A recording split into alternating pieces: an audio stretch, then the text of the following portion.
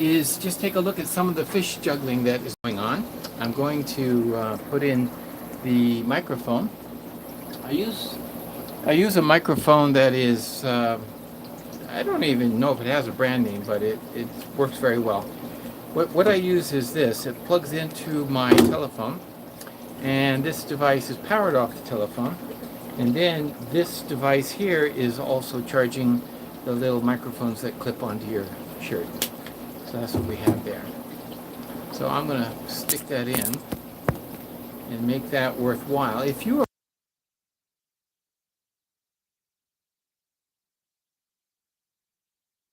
are sometime later didn't catch it live, well, please let us know. Leave a comment. At least that helps too. So you see the green light? That means it's ready to go. Another thing I notice is if it's too close to my mouth, it sounds garbled, but I can put it down below in the shirt area, and it seems to be the best place. Welcome everyone, and I'm glad somebody were able to join us tonight. We're just getting started, and I've taken the fish room and turned on the lights. That is the live stream lights, because I put on the overhead lights when that happens. And I sometimes turn off I do turn off the dehumidifier. It makes less noise. I hope that helps. So good evening, and it's a Sunday night here at FishEZ. So thank you very much for joining us. We're going to take a look at the new fish, the Nisonai, that is Apistogramma nisonai. And then we're going to take a look at some of the tanks that we're going to be doing some changing around. Now, not necessarily the tanks themselves, but what's in the tanks. So let's take a look. First, I just wanted to, thank you for your thumbs up. And I'm going to just turn it around. Whoops. Yeah, there we go. Okay, so these are Apistogramma nisonai. And what we're going to do here is with these fish, they have been through quarantine. They have, it's an interesting concept. We try to give them the deworming and whatever type of medications we can when fish first arrive. And when these did arrive, they were treated. However, what we have here now is the fish that are getting to the point where they want to start breeding, and I'm going to move them. So I decided I would take, see that female going into the cave? She's already looking at it.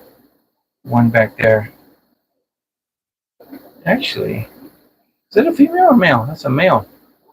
The females are very beautiful. They're yellow with big black spot. The spot in the tail goes right into the caudal tail, and that's how you know it's a female. Nisonai, not a female Panduro. Panduros are very similar, but not quite the same. And then the males, as you can see, don't have that black spot on the side. They looks like they picked up a beautiful blue sheen. If I get back, maybe you can see it. There we go. And they have a nice blue color and a nice red tail on this particular family that we acquired. So we're looking forward to that.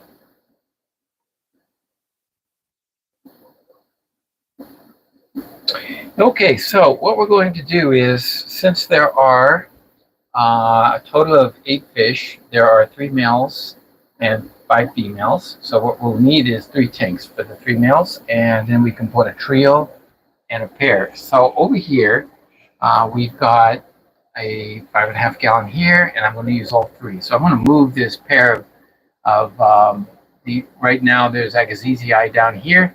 We'll move them up. That's the first step. Get them up here, and then once they're up in this top tank, they'll be next to the other. We got Panduros over here, and these Panduros have fry actually. Let me see if we can see them. They came out. The male. This is an interesting aspect. The male himself, there's the fry. You start to see him move. First, they're captured right in the foreground. You can see him zipping around. Very good parents. High Coupling Creek Aquatics. Look at that. There's fry here, And the female is a proven female. She's spawned a number of times. She's a really good mom. But this particular male is the first time breeding. We chose him because I needed a male to go with her, and this happened to be one of the ones that has damaged dorsal fin. Now, a damaged dorsal fin, if it was born that way, we wouldn't use it in the breeding program. But that's not what happened. It damaged it after it was grown, almost full grown, and so he's not really good for sailing. So we can't really sell him that well because he's got a, I don't know if you can see it, his dorsal fin's kind of messed up. KGE Aquatics, welcome. I like your icon, little green fish, kind of nice. But we can breed from him because it's not a genetic trait is the problem. And so lo and behold, he turned out to be a good dad, raising some nice fry. Now, on the other hand, this FishEZ down below, there's one in this tank. She has disappeared. And there was a male in here. I removed him because this female is known to be very aggressive, super aggressive, too aggressive, in fact. So I have to be very careful. I have to watch the pair very carefully. And if I see any torn fins, then there's immediate remediation.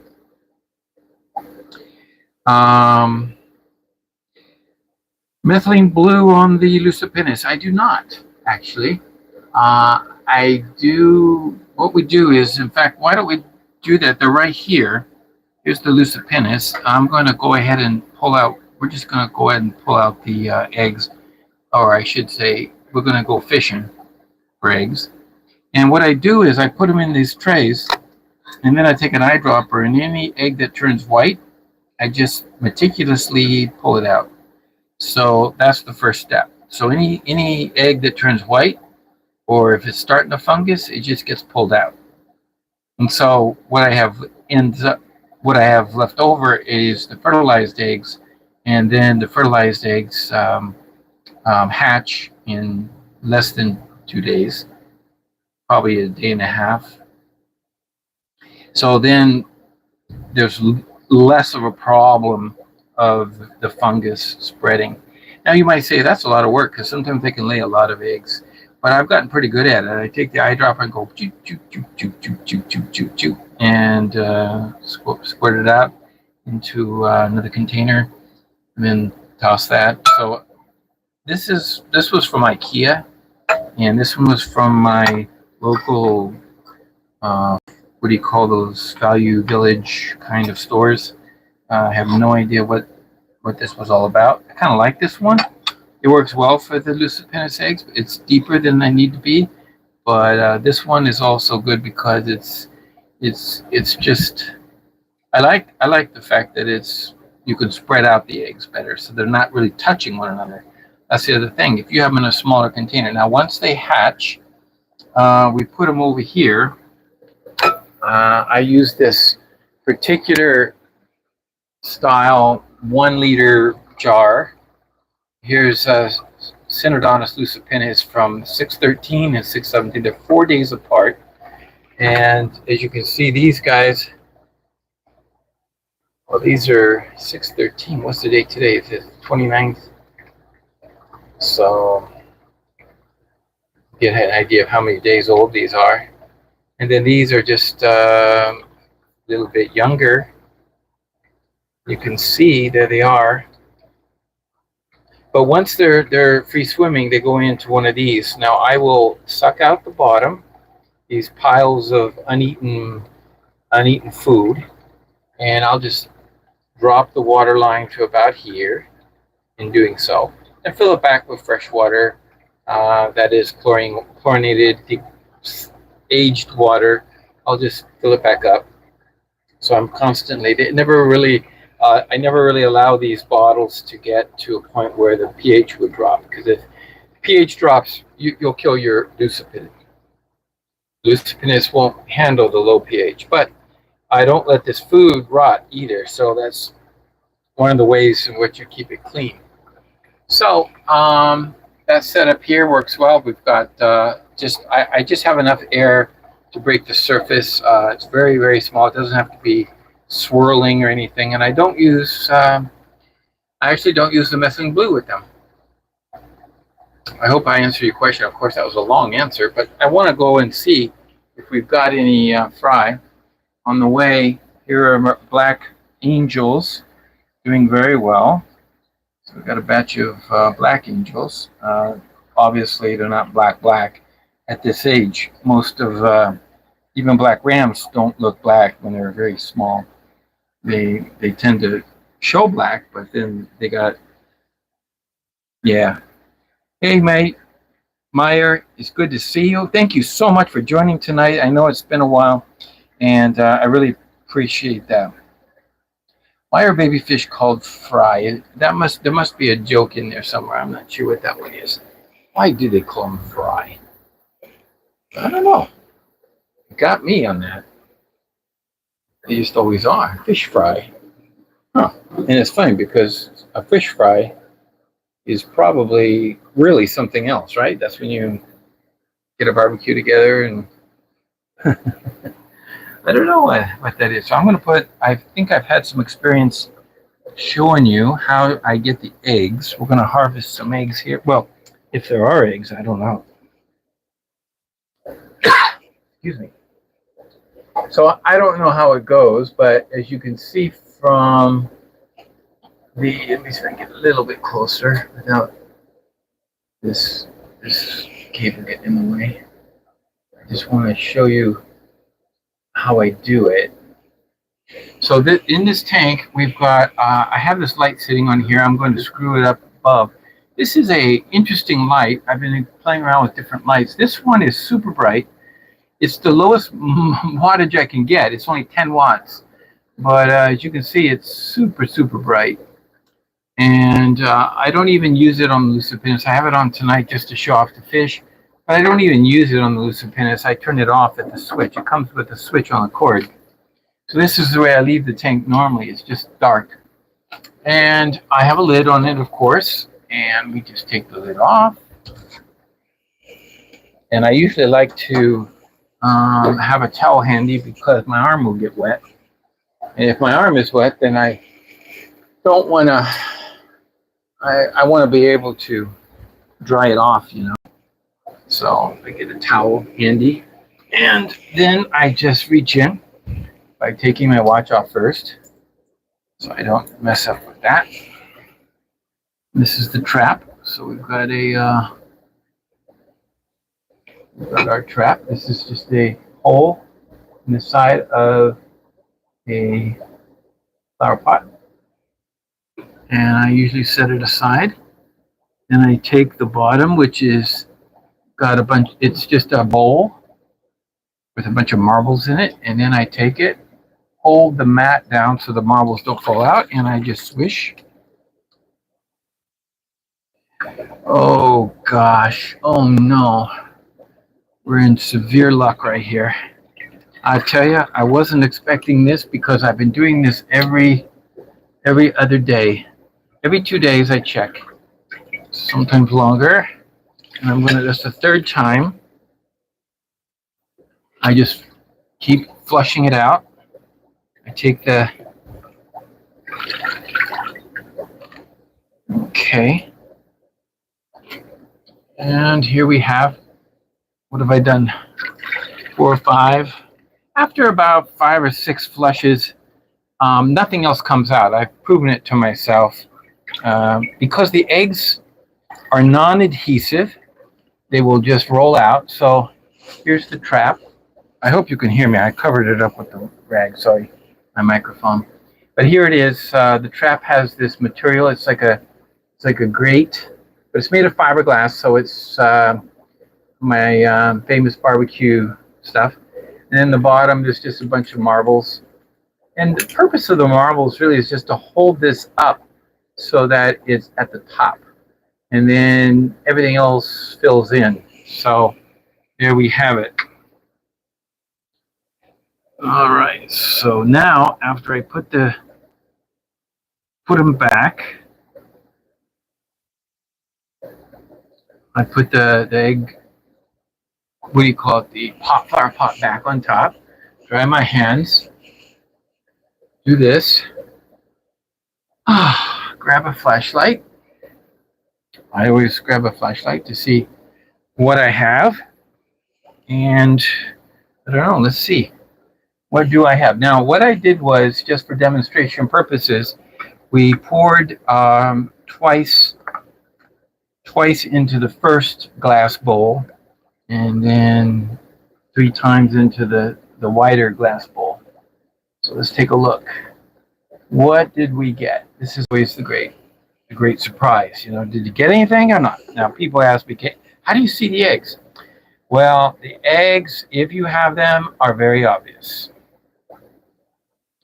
So there's the trap sitting inside. I've now got all of the fish kind of hang out in this.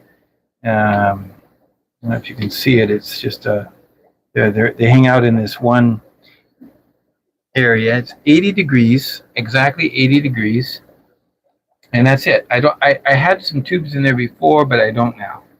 So let's take a look and let's see what we got. We went fishing. Turn on the light. Oh my goodness. Look at that.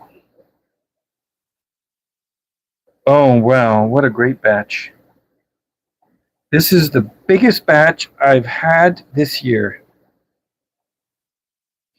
The best way to see it is to shine the light on the side and then look down. Look at all those catfish. Wow. One of my favorite fish. And in looking at it, I see a lot of eggs that are not hatched. They may have been spawning for 2 days now, because I still see a lot of eggs unhatched. They're just eggs, they're not white.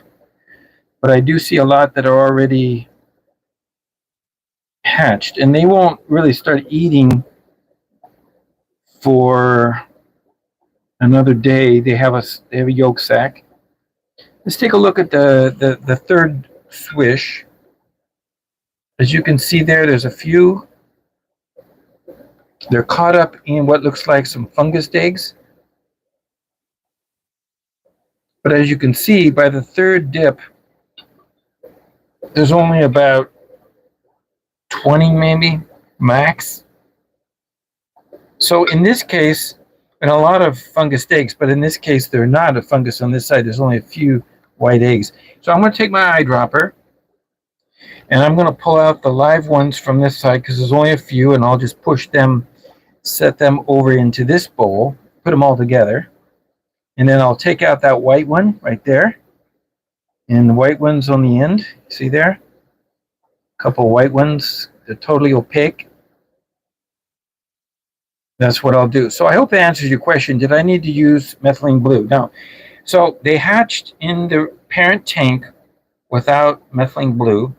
If you are finding that you have eggs that all turn white and they do not hatch because they fungus up, here's the question.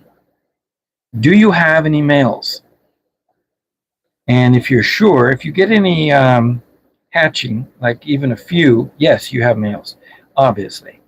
But if you never see a fry, but your fish are laying eggs, just beware. I don't know how many you have in your tank. You asked me about that. I don't know how many. In this, there's about 12 or 13 fish in this tank.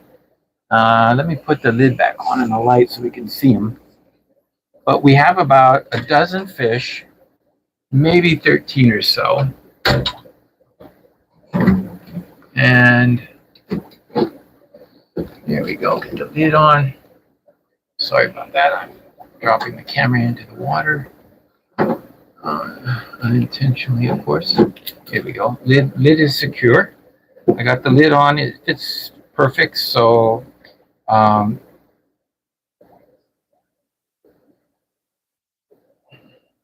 then I'm going to put this back on. And I will keep checking these eggs every day now because I know they're spawning. And as you saw, I also mark the dates. It's now the 29th, so I will put on 29 on that series. So we got them the 13, 16, 17, 29. And it's not the night of the full moon, but I have about 13 fish in here.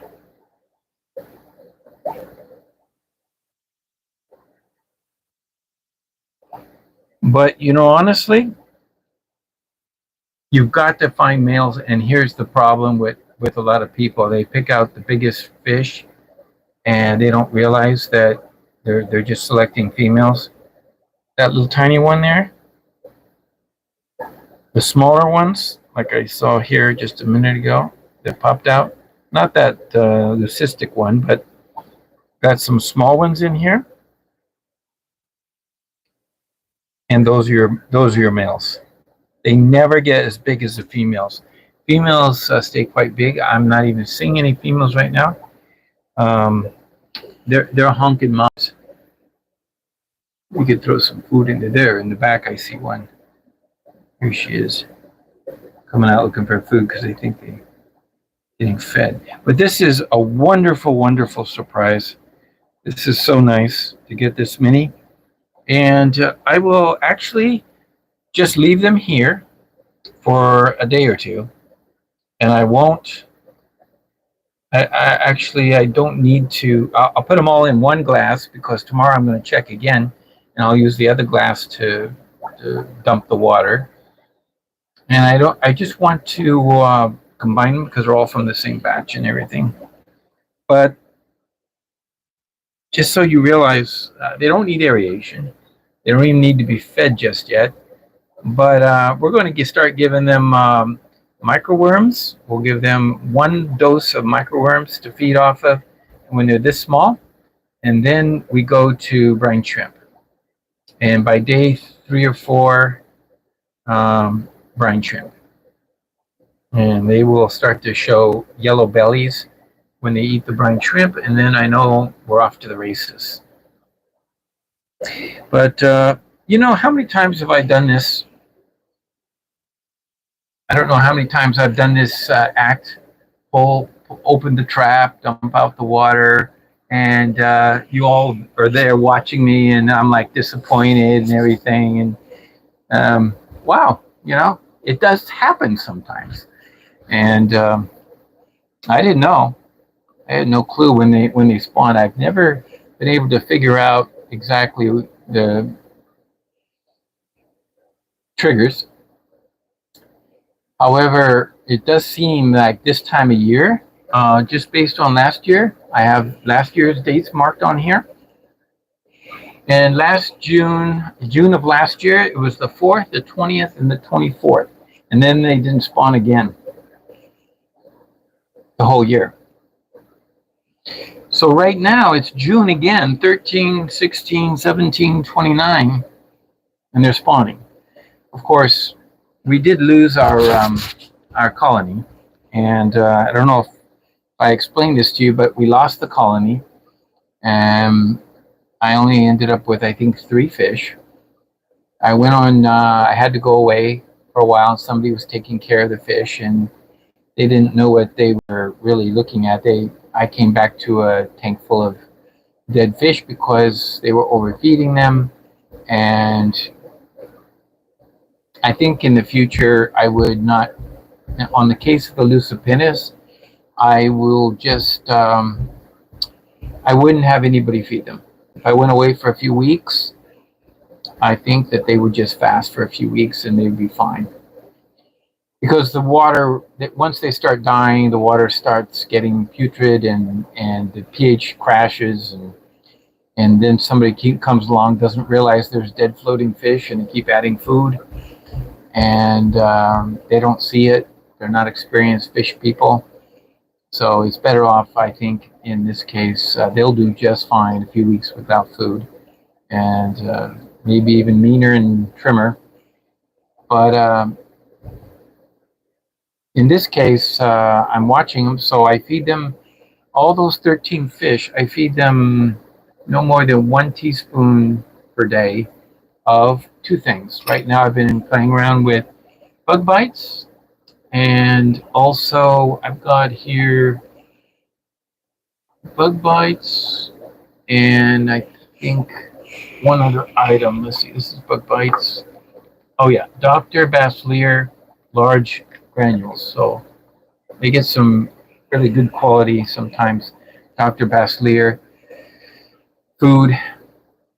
But the bug bites now, I seem to think that they like them and they do well on them, and they're kind of a chunky kind of food. And so in my fish room, there isn't a lot of fish with the epistogrammus and the like that will go for the bigger bug bite size. I know you can crush them up and everything, and that's probably what I should do. But yeah, there we go. Here we have food once a day, and sometimes I skip a day. It's not like, oh, absolutely once every day. So I'll forget to feed them. And or in my entire fish room, actually, I feed the small fry twice a day, and they get a lot of baby brine shrimp. And so they're growing like, they're growing fast on that. But everything else, if I'm in a rush, it's just feed the babies like those small panduros that we just looked at. I'll feed those a quick dose of baby brine shrimp. And everything else, well, if I have to skip a day, I skip a day. And you know what? They do great. They do just fine on skip a day program.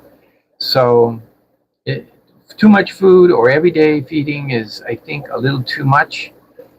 And good morning, Craig's Catfish Cave. It's now online. Thank you so much. It's good to see you. Yeah, we just witnessed the capture of a bunch of Lucipennis. Here they are. For those just joining us, here they are, the fish we just pulled out. I don't know if you can see them. There we go. See them swimming around? We just pulled that out of the trap tonight. We're excited about that. Well, so what we're going to be doing in the fish room is, like I said, splitting these up into male-female combos. So I have 3 males of the Nisonai, and we're going to put them in those 3 tanks and start breeding those. We're going to, as you can see, I've got notes to myself to move the male trifasciatus, move the female to the above tank. So I'm going to set it up so we got trifasciata, and over here we have Inca 50s, Inca 50. There's 2 there, and then we're going to have Inca 50s down here. We've got 1, 2, 3.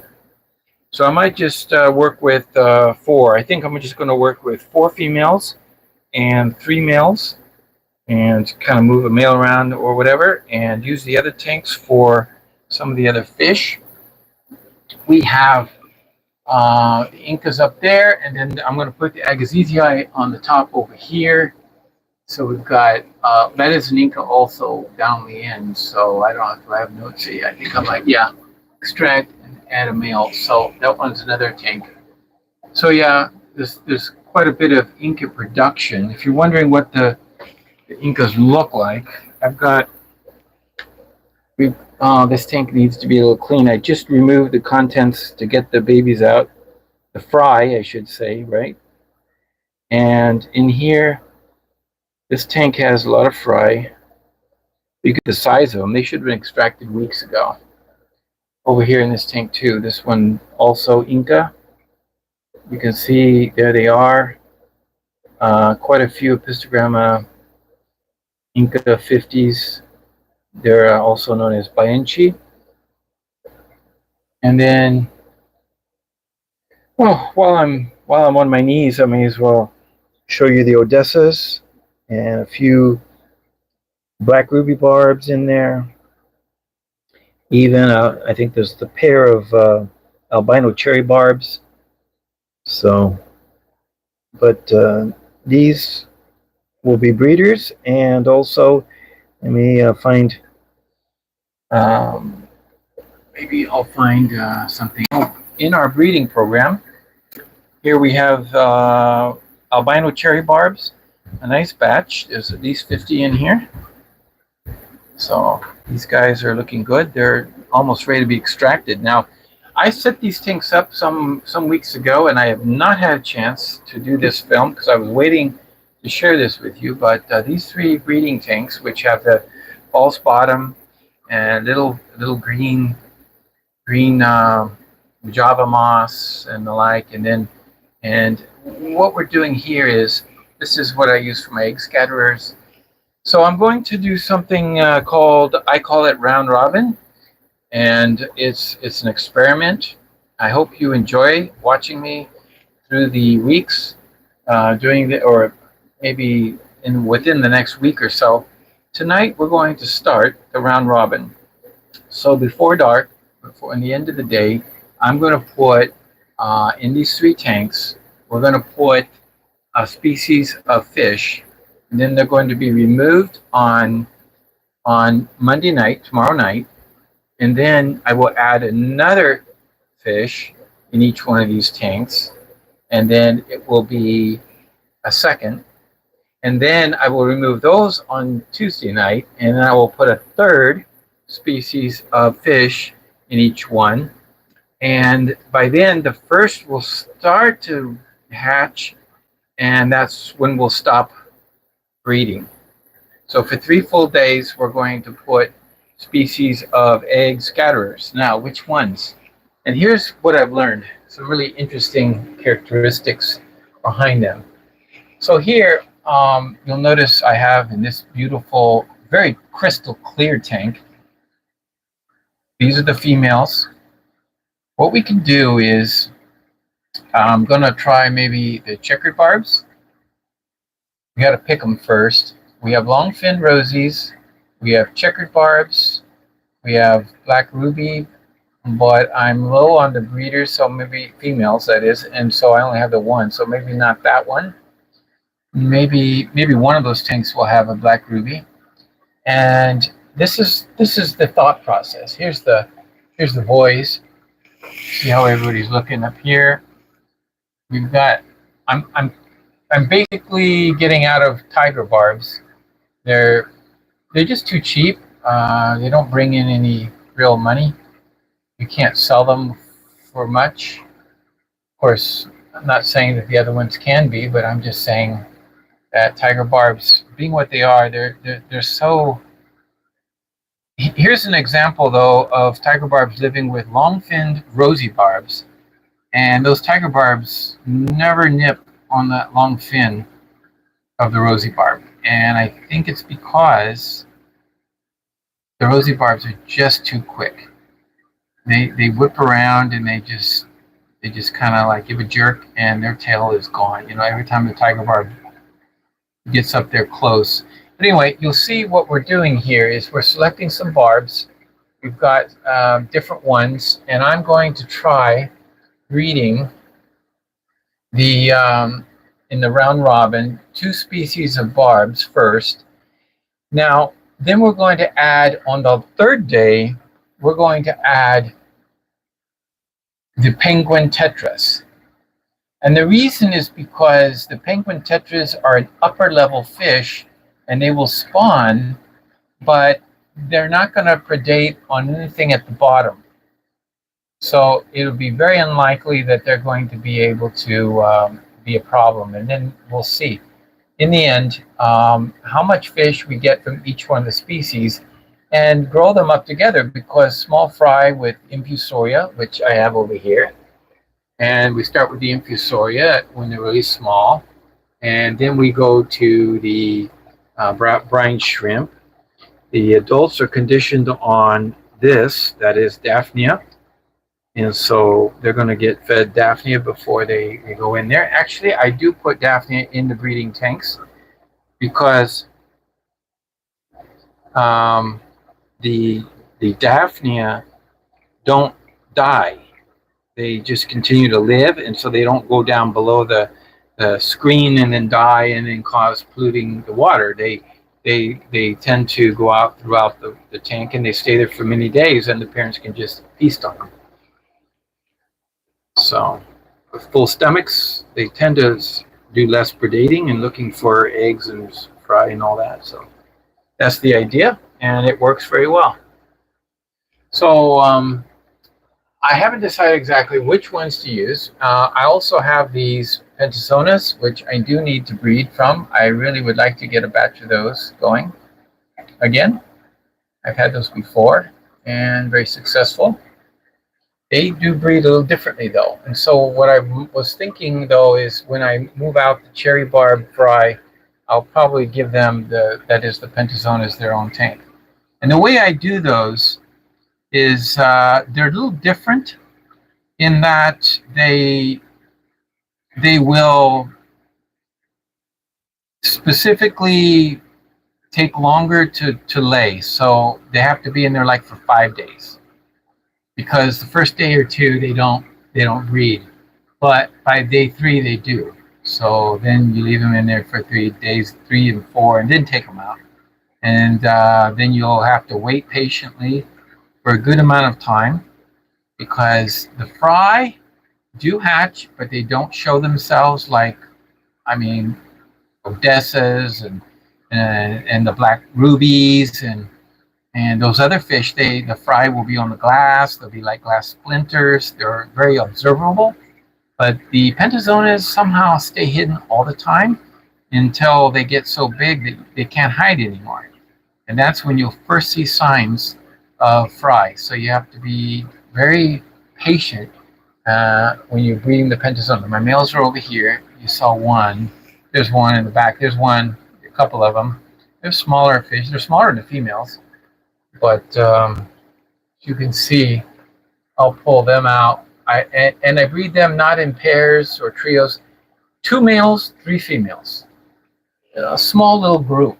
There's the females, and they're fat and sassy, as you can see. They haven't been bred in a while, so I think haven't been with the males. So I think they're ready to go. I really would like to get the Pentasonus going, so we'll see about that. Hope I was helpful with all the questions.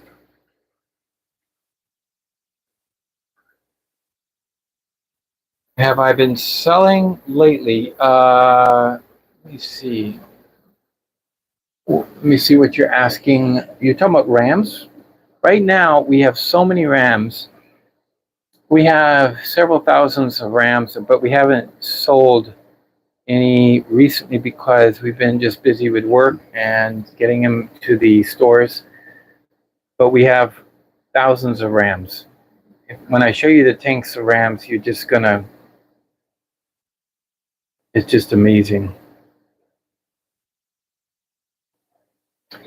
Cardinal tetra breeding didn't go. They're a funny one. In my years here, I've tried it a few times, and I've gotten a few fry, raised a few up, but nothing like multitudes or quantities.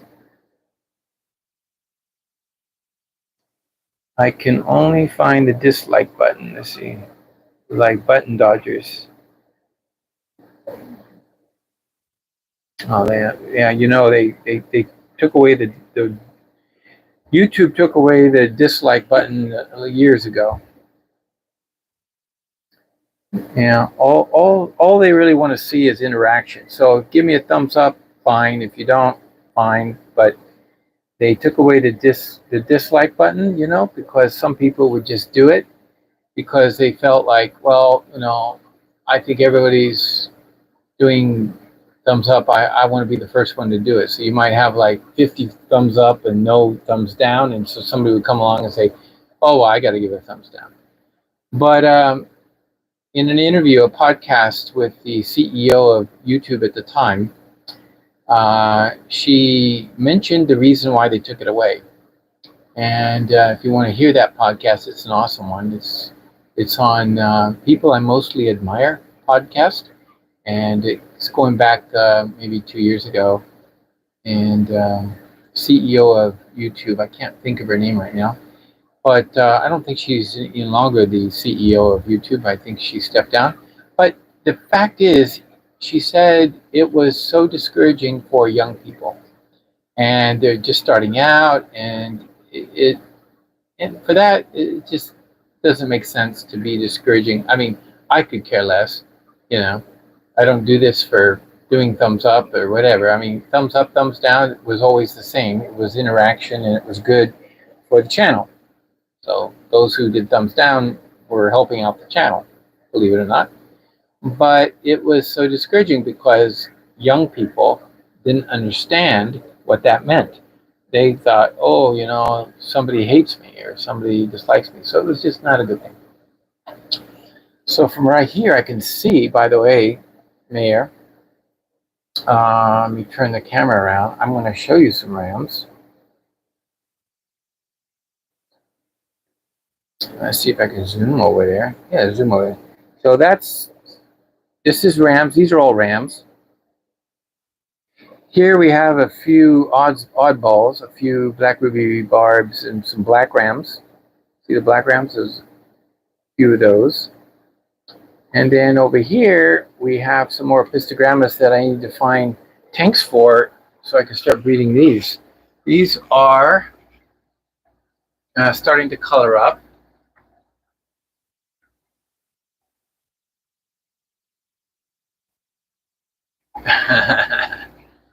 Thank you so much, Mayor, for your super chat. That is so kind of you. See the color on this? This is what we call a Hong Sloi, and there's males and females. The males are just coming into color.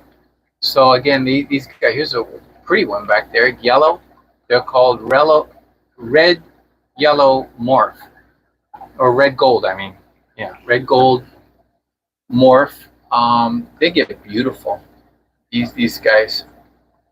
We haven't sold any of these because like for example, this one here with this problem with the top, it looks like I'm going to keep that one if it's a female, because we lost a few of the original breeders, so we're down on numbers. So we're trying to build up our breeding stock.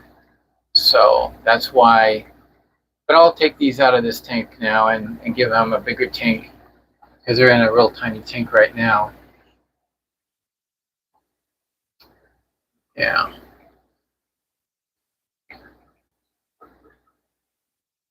There we go. Yeah, thank you very much for the super.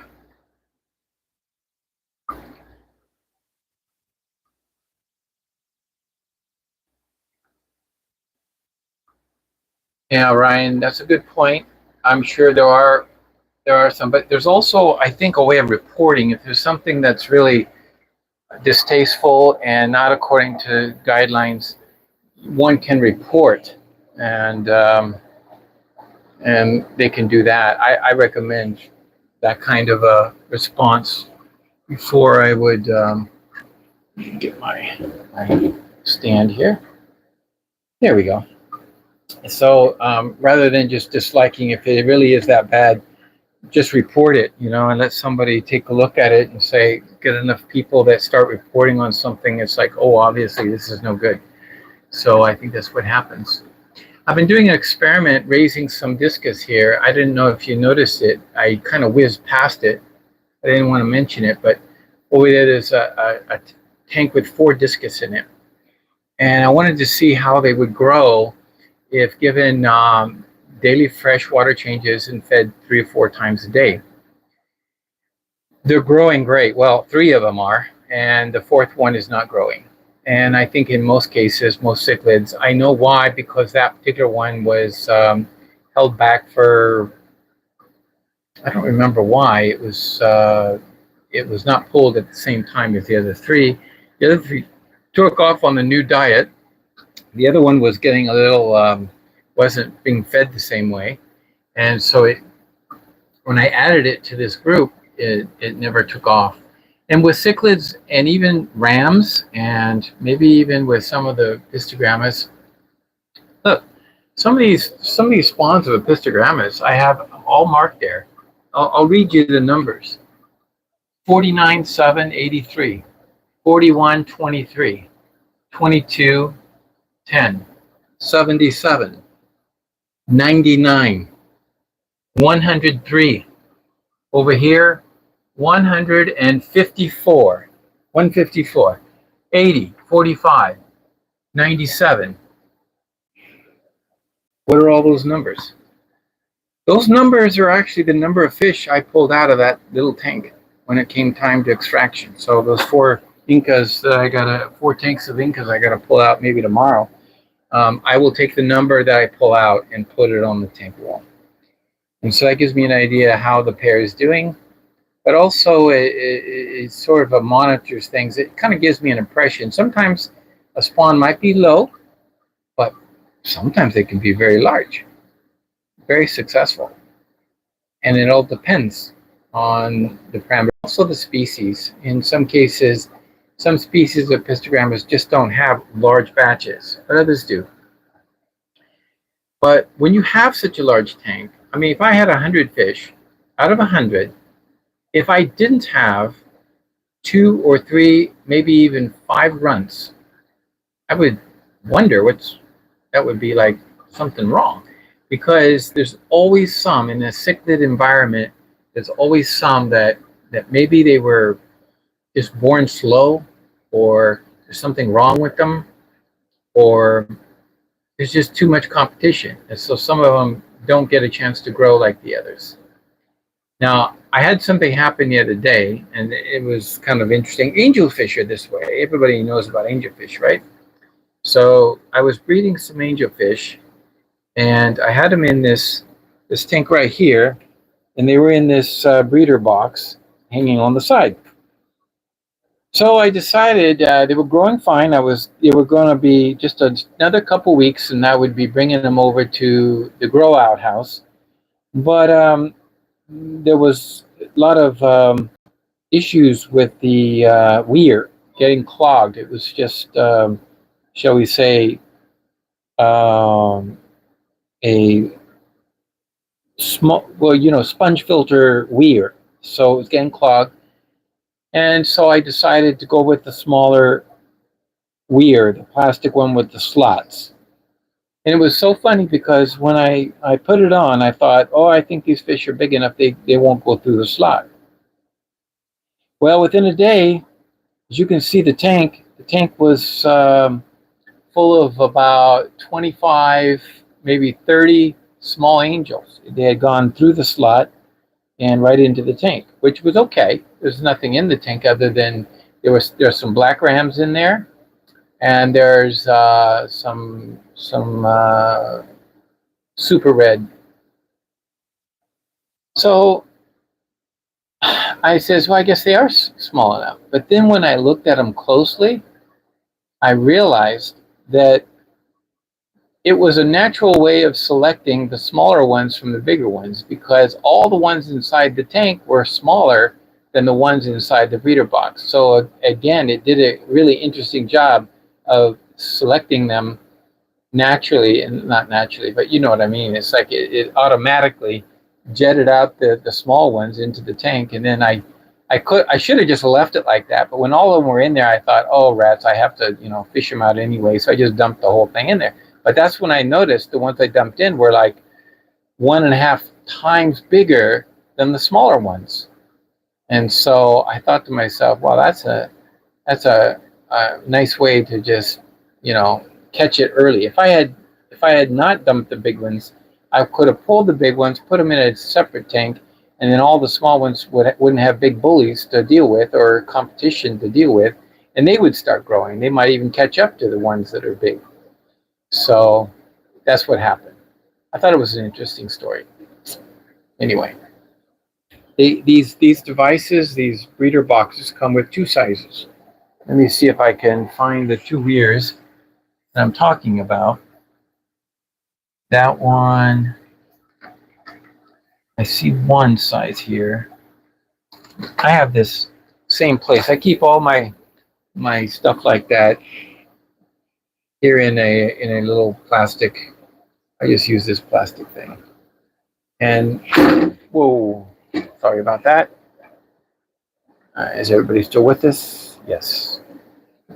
That was my fault. Sorry about that. Okay. So I keep them things like this. This is the weir, and the weir this is the small one. You can see it's very just a slight crack. It doesn't really have much of a hole. And then it comes with a bigger size. Here's the bigger size. You can see how much bigger it is. So these two sizes, you can use first the smaller one and then the bigger one.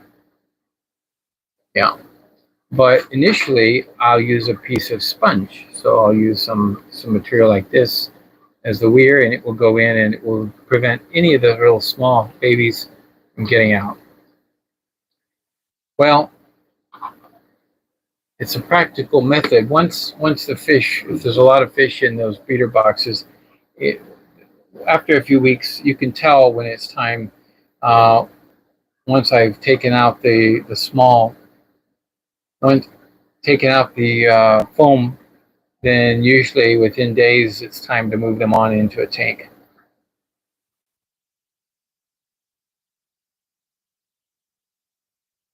So let's see, plastic bar guards. Weir, yeah, plastic bar guards. That's what they are. They're like bar guards. Yeah, a weir is a low dam built across the river to raise the level of water upstream or regulate its flow. Yeah, okay. Yeah, so it's for regulation of the water. So, like if I was to just keep putting water into the breeder box, it would just overflow. And they're cut out. Let me see if I have one here. I had one here a minute ago in my hand. I moved it where? It was in the way and moved it. Oh, here. So here's a small one. Okay. So it has a lid. Let me pull out some of this junk here. And so this one is what they look like.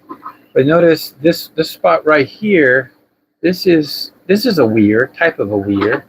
So what it is like if this were to fill up with water, eventually it would just overflow. It would overflow onto the floor if it wasn't there. But this cutout, what the cutout does is when it gets up to the cutout, it starts flowing into the tank. So it goes automatically into the tank. But as you can see, there's a lower section here. That's where it normally flows out.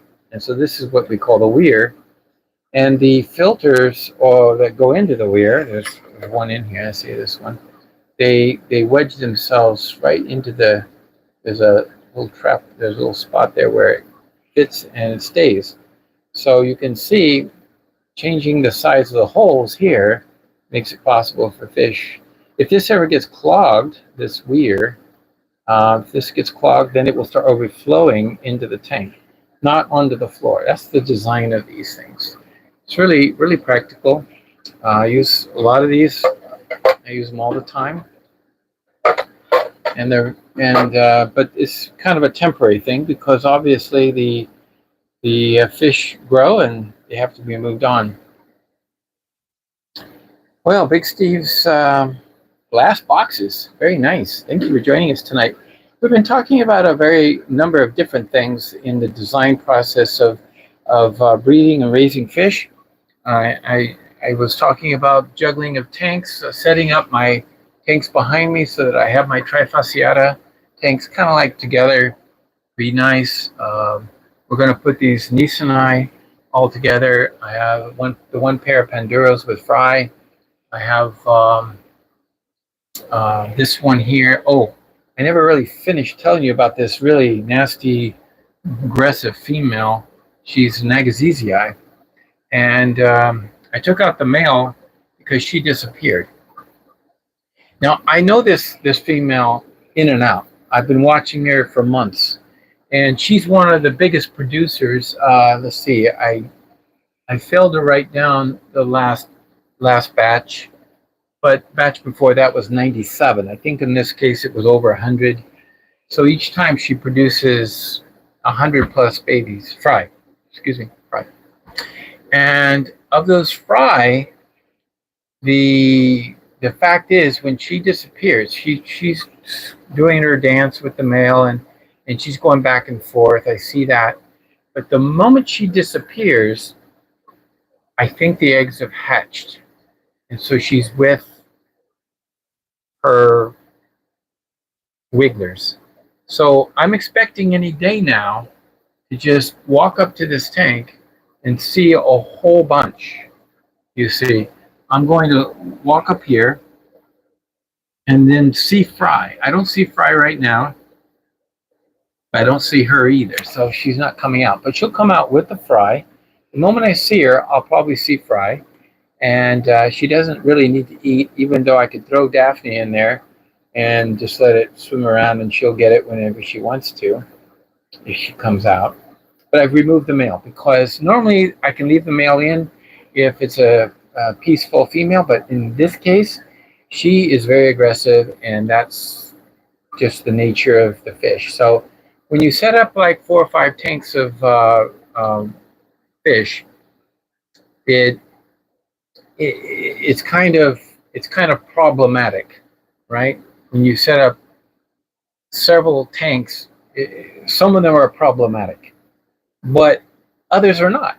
And so what you're looking for is like, I'm going to set up and get 4 or 5 tanks, and you just kind of weed out the ones that are problematic, and then you end up with some really nice pairs.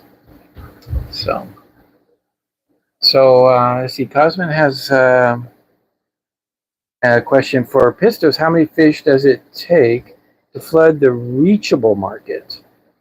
I am from the killie world, and that number is very small. Well, it depends on your sources.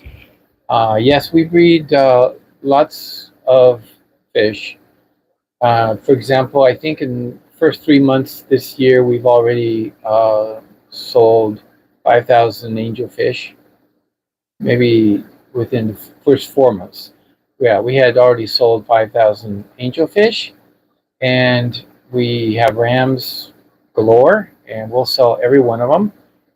And we do have sources because we're selling actually wholesale. So I sell wholesale to stores and to resellers. So yeah, so the answer to that question, it does depend on your area. But if you say reachable area, I guess that means without shipping. Is that what you're saying? With killifish, I would think that shipping fish is a good thing. Also, it depends on what kind of fish. Now, if I could breed, I don't know how many thousands of convicts, I could do it overnight. But again, that's a fish that you should be thrown in jail if you take that many convicts and start producing, because you'll just have no place to bring them. But our selection of the fish makes a difference. For example, when it's true, yeah, I do breed some tiger barbs and some of these other little barbs that are really cheap, but I don't breed a lot of those. And they're easy to breed, and they can be done. But yeah, no, I don't breed a lot of them because we don't get much for them. In fact, they're probably losing money by the time you get them to sellable size. You're selling them for 80 cents a piece, and maybe and that's Canadian dollars. So it's like maybe 50 cents US dollars. You're selling these things, and you're saying to yourself, did I really make any money raising up 100 tiger barbs? I end up with $50, and and I had them. They use tank space. So around here, every tank is considered, and that's one of the reasons why you'll notice that I do have one tank. I kind of skipped over it. It was with the Leoticara curviceps.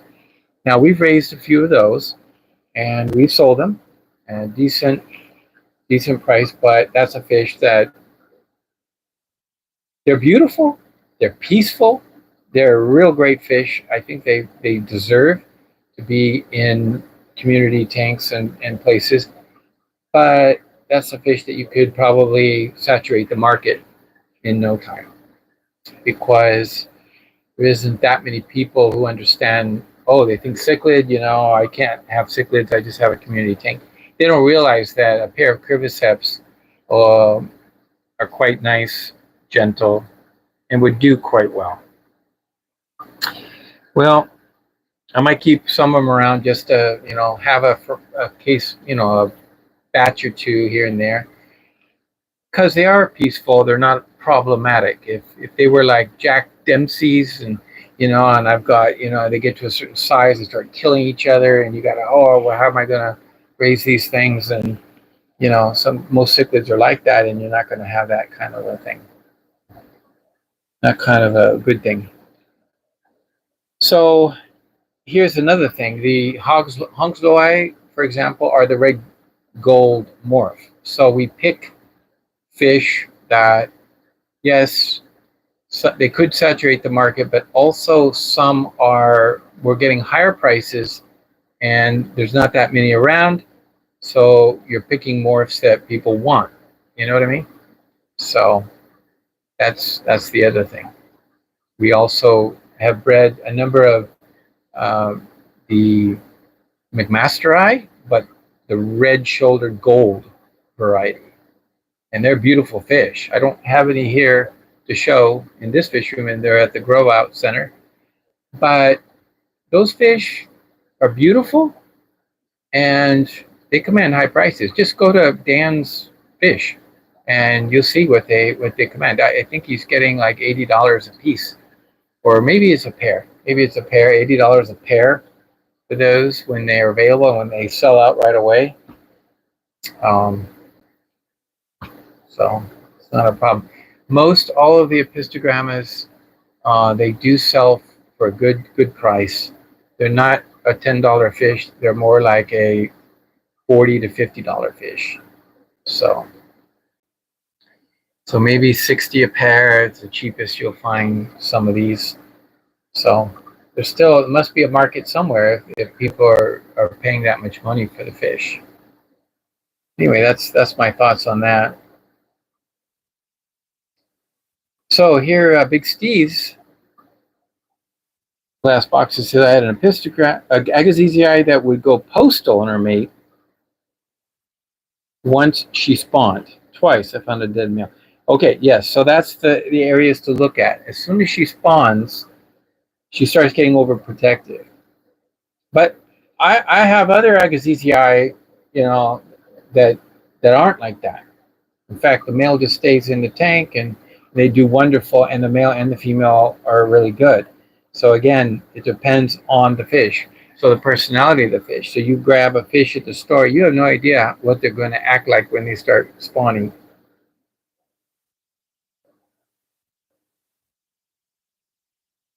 Yeah. So yeah, it's true. Others may have the same experience, but it's not always the case. So just FYI. So I'm 60 a piece at Tails and Scales. That's 120 a pair, huh? Wow. Canadian dollars, of course. I was quoting the money from Wyoming, and that was U.S. dollars, right? What is the next project for fish to get to breed? So, thank you, North Aquatics. I don't know if that's the second time you asked the question. I did see that question earlier. You may have missed it. We're going to work on these now. This is a species of histogramma called Nisonai. And we do not have any fry or badges, but they're a gorgeous fish. The males got blue and very nice red tails. You can see one there. Females are very yellow, and that means they're coming into spawning colors. Black blotch, 3 blotches, one on the head, one in the middle of the body, and one in the tail. That's the next species. They're very Pandurish-like, that's correct. There is a slight difference, you can tell.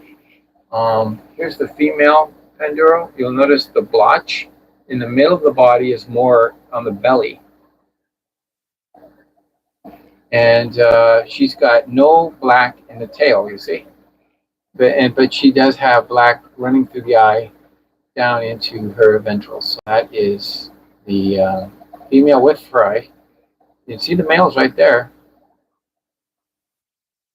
Yeah, there's the male. I got a lot of algae on that front glass, so it's kind of hard to see him.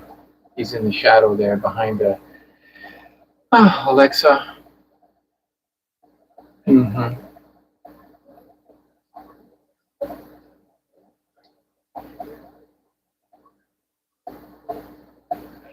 But again, here nothing. No fry yet. She'll come out with fry. This is like guaranteed. I have no hesitation to believe that very soon she'll come out with a huge batch of fry. I have some more fish. I keep them in the community. For example, right here in the community tank, this is just like a holding tank. And you'll find that there are pistos in here too. There's a nice looking Odessa barb. But this 20 gallon underneath it also is a holding tank. And there's some future, I guess, EZI triple reds for that. There's my male cherry barbs when I need a male. Some of the progeny from the first round came out long finned. They're getting longer fins, so. Oh no. Sump pump float bracket rusted off. Wow. Yeah. You know, you need to put those water alarms. I have them. And the moment there's water on the floor, you'll hear it. They're really good and very cheap. I recommend everybody to have some. Well, there you have it for tonight's live stream. I've got my Daphnia down here going strong, and then green water next to it. I started up another batch. This tank had Daphnia in it, but I cleaned it out. Now I'm growing the green water nice and dark, and then I'll probably just put Daphnia in there and let it finish. Somewhere in here, the reason I was going to show you was I have some red gold Hongsloi in here. There's the mother of the rams we saw. Would like to get your opinion on this ram. What do you think about her colors and all? What do you think? Decent?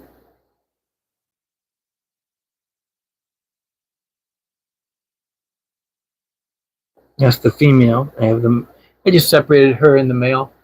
The male is up here in the upper tank. I can put them together again if I wanted to and get there's a Hongsloi. Red gold.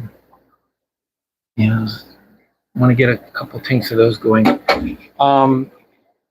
So you just looked at that ram. That ram was not a German blue. That ram we were just looking at. That ram we were just looking at was actually a cross between a German blue and an electric blue. So it wasn't really a true. So we've done some crossing and testing some different unique looks, and we're continuing to work on a line of our own that really looks hot stuff. And I won't give out what the look is, but I'll show you the fish when we get some really nice ones to show off. But they're striking, very nice. But in this particular case, it looked like German blue. It didn't look very much like a electric blue. But we have the fry. I'm anxious to see how they turn out when crossed with each other. So we'll see what they got some nice color. But our actual German blue rams that we have going now is a line that is super, super red. I mean, I say that not as a super red. I'm talking about they're very, very, very reddish. And so it's beautiful because you've got the blue, the dots, and their bodies it's almost orange, you know, and they, when they're adults, and they get into breeding color, and they're just gorgeous. And I've got some videos of it, but the line coming up, oh, just really nice. They never last long. Yeah, we have found that rams don't last long. Period. I mean, I know some people have been able to get rams to live for more than just 3 years, but yeah, it's one of those species that when they're real young, they get very productive and they get quick and have fry and lots of fry, and then they don't seem to last very long, like long lived, if that's what you mean. Yeah, I agree with you, Mayor. That's the way it is.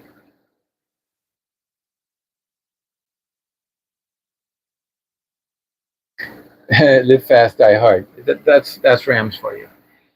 But gorgeous fish, you know. Everybody keeps coming back for more, and that's why we're in the big time business, breeding basically all the rams. We have gold rams, black rams, electric blue rams, German blue rams, and then we have mixes of a lot of those. And we're working on some really some ones with super nice highlights. And so we'll see how those turn out. But it's been a real pleasure, and I thank you very much for all those who have contributed to super chats and everything else. Um, they are they're really doing nice. There's always a demand for the black rams.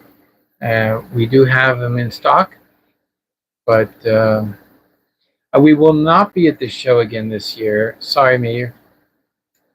Um, Meyer, the reason is it turns out that weekend I will be occupied. Unfortunately, I can't go to the show. So my fish room partner doesn't want to do it all himself. So he probably will bow out this year, but maybe next year. Yeah, very sad. We were at the reptile show and last Sunday, a week ago from today, and we brought our axolotls, and we had been selling like a good number of them at the show. This time we sold four, only four animals, and it was kind of disappointing to say the least, and we're very sad about that. But we didn't. I don't even know how we broke even, if that. At any rate, the show this year is in September, and I have other obligations I have to do. Also in August, I will be heading to California, and that's where I'm going to check on my parents, and while my sister is away, and so I'm going to check on them and be with them for a little while. And that's an example of probably what I'll do is I just won't feed the catfish. That's for sure. I don't want a repeat of last year. But yeah, I'll have to be away. Everybody has to go away. But I think in most cases, unless you have very small fry, which you can, I can deal with that because that way I can get them over to Malik, and Malik can take care of that. He's doing great. Um, he can raise those fry. But if I don't have fry, the adult fish, you can leave them without food for some time, and they're not going to die. It would take months for a fish. I mean, I can't tell you how many times. Do you realize that last year, when I cleaned out one of the tanks, I thought it was empty, and I took out all the fish and took it over to the other place, and there was one fish that didn't get caught, and it was in that tank. It was just a bare tank. I came back and still didn't know it was there, and didn't feed the tank for another few weeks until I happened to see it, and then realized, this small fry made it. It was pretty small. It was a histogram, I think, as I recall, and no food for weeks, and it made it just fine. So if you feed a lot, you'll have to do a lot of water changes. That's basically how it works, right? Throw in all that food and nutrients into the water, and then it creates a lot of waste, and then the waste causes ammonia, and then it's cycled into nitrates that builds up. So it can be end up being a toxic deal if you overfeed. But if you underfeed, you're always okay. It always seems to be fine. Everything seems to keep up, and less water changes that way. So thank you very much. I hope this was entertaining, at least. Maybe it was educational. If so, give me the thumbs up. And thank you very much, everybody, for all you do. And I would like to mention that I'm doing my best to keep some of the episodes going. Maybe next time I'll have something else to show. Maybe after I've done some of the rework here and some of the other little projects going on. And we're going to be showing off this breeding project behind me as we do the round robin. And we're going to try different species. The trick being that try to put in first the eggs that are the cheaper fish that you don't really care about in case they are hatching and eating. Then go with the ones that are less likely to eat the others and the more valuable fish. And then at the end, after 3 or 4 days, cut it all out and see what you get. And I'm anxious to see what comes out of it, because the fish will only be a couple days old apart, and at that time there'll be plenty of paramecia in the water, so they're all going to get a chance to eat and grow. And it's an experiment. I've never done it like that, quite like that. I want to try it. I've done single species before. I've put in like a checker bar pair, and then the next day another checker bar pair, and then the next day maybe a third, and then stop. And I end up with, a tank full of checker bars. Yeah, that works. But I want to see what happens if I try mixing the species. I know in the end they'll have to be separated, but usually it's not a problem. The only thing I don't like is to end up with 10 little fry in a tank, because 10 little fry is not good. Now I have 50 albino cherry barbs. Okay, fine, 50. Makes it worth it. Okay, we can raise them up. But sometimes I'll start combining fish when there's 10 here and 20 there, and then try to raise them in one tank, because a single tank is real estate in this fish room, and we got to use every single tank. So we got to make sure everybody's getting it. Well, thank you very much. And Merritt, again, you've come through with a beautiful generosity. Thank you so much. I can hit the star on that one. Thank you so much. Very kind of you. Thank you, everyone, for your comments, your questions. I like that. The feedback is good, and I do my best to present what I can, be informative.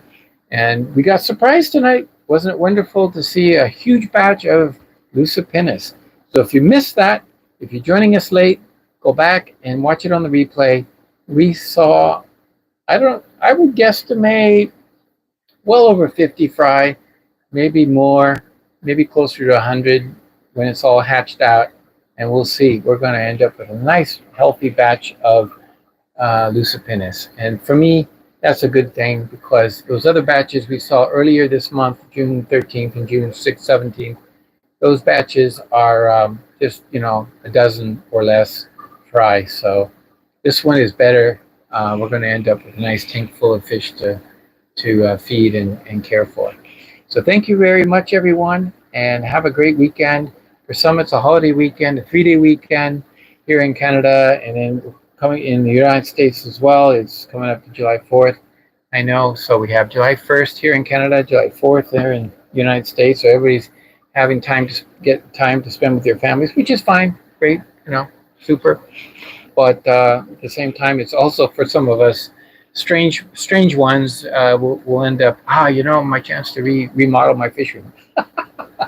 Time off.